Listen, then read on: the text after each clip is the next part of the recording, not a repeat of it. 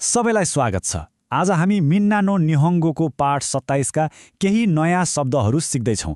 तर यो केवल शब्द रट्ने कुरा मात्र होइन, बरु यी शब्दहरूले कसरी हाम्रो सोच र हामीले देख्ने संसारलाई नै आकार दिन सक्छन् भन्ने कुरामा डुबुल्की मार्नेछौँ। ल, सुरु गरिहालौँ न त। कहिले सोच्नु भएको छ शब्दहरू भनेको के हो? यिनीहरू केवल अक्षरहरूको सूची मात्रै होइनन्।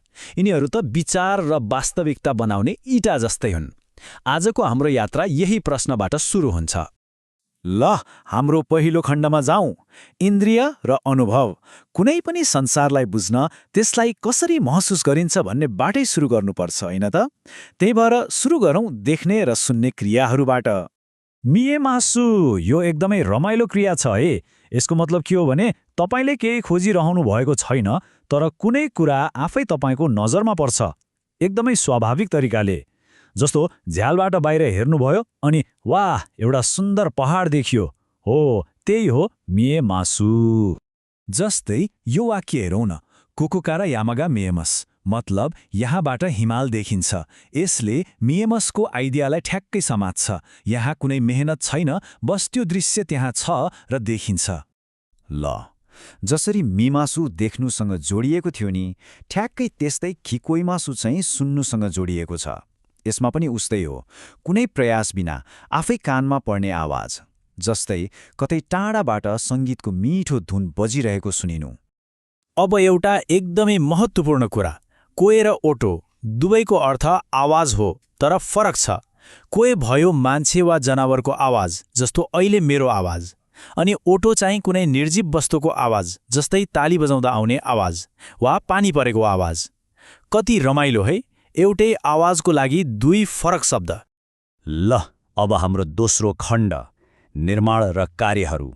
अब हामी बनाउने, सृजना गर्ने जस्ता क्रियाहरूतिर लाग्छौँ। डेकिमास, यो त एकदमै भर्सटाइल क्रिया हो। यसको अर्थ बन्नु वा तयार हुनु हो। रमाइलो कुरा के छ भने यो बाटो बन्नु जस्तो भौतिक कुरामा पनि लाग्छ अनि नयाँ साथी बन्नु जस्तो अभौतिक सम्बन्धमा पनि। हेर्नुस् त, यी दुई उदाहरण।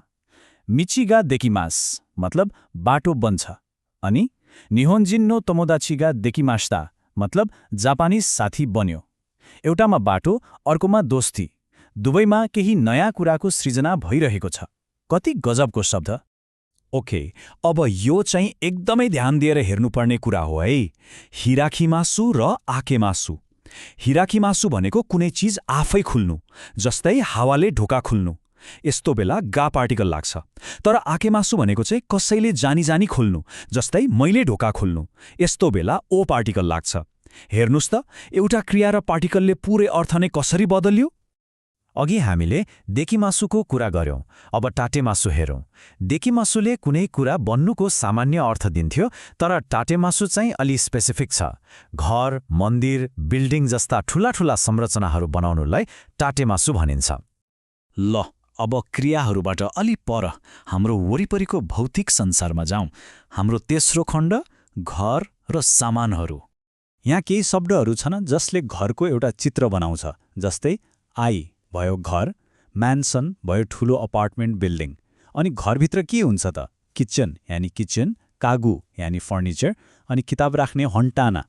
पेस्टो त थाहा भइहाल्यो, पाल्तु जनावर। तर यहाँ एउटा रमाइलो कुरा छ, जनावर पाल्नुलाई काइमासु भनिन्छ। हो, यो त्यही क्रिया हो जसको अर्थ किन्नु पनि हुन्छ, तर पेट्रोसँग आउँदा यसको अर्थ पाल्नु हुन्छ। कति रोचक है। यो पेट्रोसँग जोडिएको एउटा रोचक सांस्कृतिक कुरा पनि छ।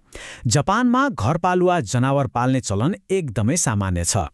कतिसम्म भने कहिलेकाहीँ यसलाई त्यहाँको घट्दो जनसङ्ख्यासँग पनि जोडेर हेरिन्छ। ल, अब भौतिक संसारबाट अलि भित्र पसेर भावना र केही महत्त्वपूर्ण व्याकरणिक अवधारणाहरूलाई हेरौँ। चौथो खण्ड, भावना र अवधारणाहरू। शिम्पाई, यसको अर्थ हो चिन्ता। र यो वाक्य शिम्पाई सिनाइदेको दसाई, अर्थात् कृपया चिन्ता नगर्नुहोस्। सायद यो हरेक भाषामा सबैभन्दा बढी सान्त्वना दिने वाक्यहरूमध्ये एक होला, होइन त? अब फेरि अर्को महत्त्वपूर्ण व्याकरण, शिका नाई। यो अलिकति ट्रिकी छ।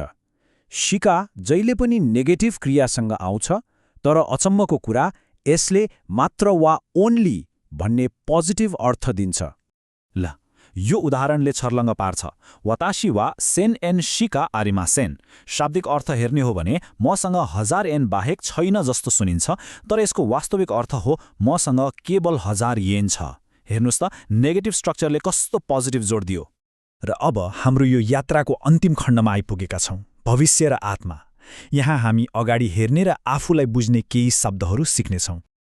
इत्सुका र शोराय दुवैले भविष्य नै जनाउँछन्, तर यिनीहरूको भाव अलि फरक छ। इत्सुका भनेको कुनै दिन एउटा आशावादी सपना जस्तो इत्सुका निहोन्नी इकिताई, कुनै दिन जापान जान मन छ। तर शोराई भनेको चाहिँ अलि ठोस भविष्य हो, आफ्नो करियर वा जीवनको योजना जस्तो।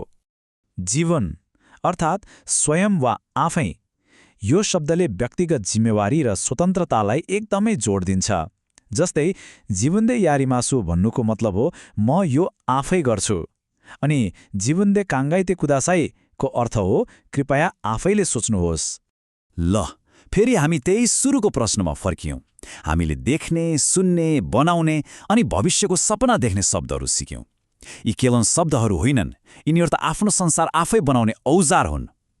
अब सोच्नुपर्ने कुरा के छ भने यी औजारहरू प्रयोग गरेर कस्तो संसार, कस्तो भविष्य निर्माण गर्न सकिन्छ त?